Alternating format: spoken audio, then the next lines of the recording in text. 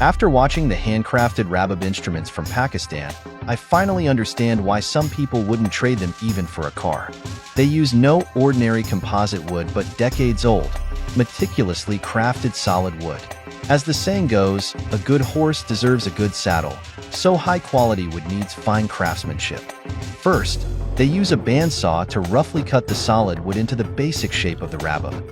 It's important to mention that the Rabab is a traditional folk instrument unique to Pakistan and Afghanistan. It's similar to a guitar or a pipa, producing sound through vibrating strings played with fingers or a pick, and their shapes are pretty similar.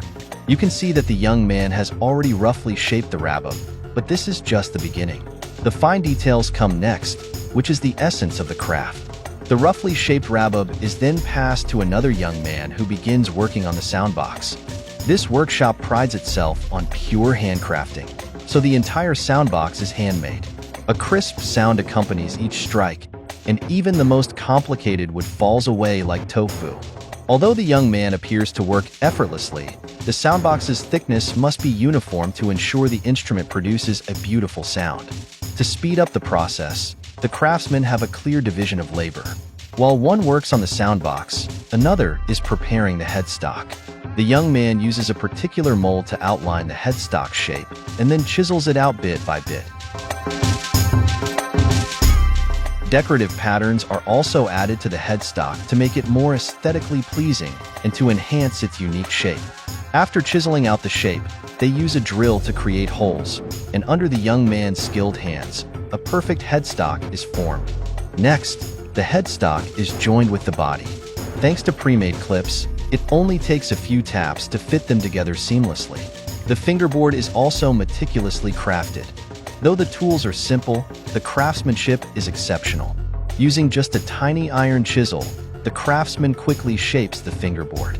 They use locally sourced materials to seal gaps during assembly, sprinkling some with chips to fill them and then sealing them with glue.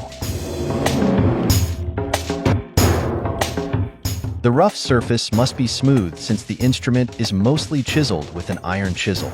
After smoothing it out, wooden strips forming a cross reinforce the relatively thin soundbox bottom as internal support, preventing deformation.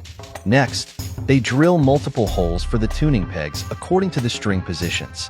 These pegs allow for adjusting the tension of the strings to achieve the correct pitch. The main sound of the Rabab comes from the soundbox, so they carefully wrap it with thin yet durable parchment and glue it tightly to the outer wall. This not only fits perfectly but also enhances the instrument's appearance.